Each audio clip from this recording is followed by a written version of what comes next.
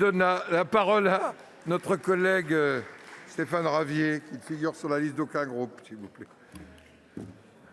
Merci, Monsieur le Président. Monsieur le Président, ma question s'adresse à Monsieur le Premier ministre. Monsieur le Premier ministre, y a-t-il un pilote dans l'avion ? C'est la question que se posent des millions de Français après avoir appris que 15 membres de votre gouvernement étaient candidats aux élections régionales ou départementales. Alors que la France est plongée dans une crise sanitaire, économique et sécuritaire inédite dans l'histoire, vos ministres n'ont manifestement rien de mieux à faire que d'aller distribuer des tracts ou coller des affiches avec Rolex ou Breguet et boutons de manchette au poignet. C'est rien de moins que le ministre de l'Intérieur et celui de la Justice qui sont candidats. Il y a également le ministre des Petites et Moyennes Entreprises et celle de l'Industrie, des secteurs en grande souffrance à cause de votre politique. Madame Schiappa est aussi candidate, mais comme sa seule activité, c'est de faire des tweets, personne ne verra la différence. Le ministre de la Santé a même affirmé qu'il irait coller des affiches de Renaud Muselier dans ma région, en Provence-Alpes-Côte d'Azur.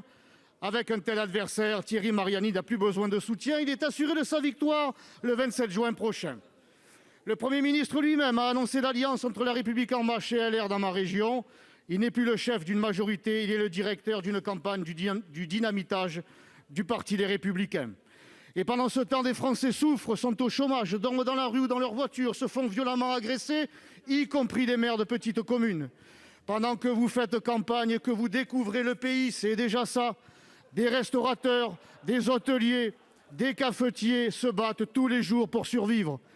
Et pendant ce temps, les jardins de l'Élysée se transforment en théâtre de Guignol. Ce n'est plus le Jamel, mais le Emmanuel Comedy Club. Charles, François, réveillez-vous, ils sont devenus fous. Car j'ai honte pour la France, mes chers collègues, et j'ai même honte pour vous, mesdames et messieurs les membres du gouvernement, mais honte d'abord à ceux qui participent ou soutiennent cette mascarade, ces pitreries, plus préoccupés par leur poste que par leur pays. Ils auront le déshonneur et la défaite, comme l'a prédit Éric Ciotti. Ma question, Monsieur le Président, est donc la suivante.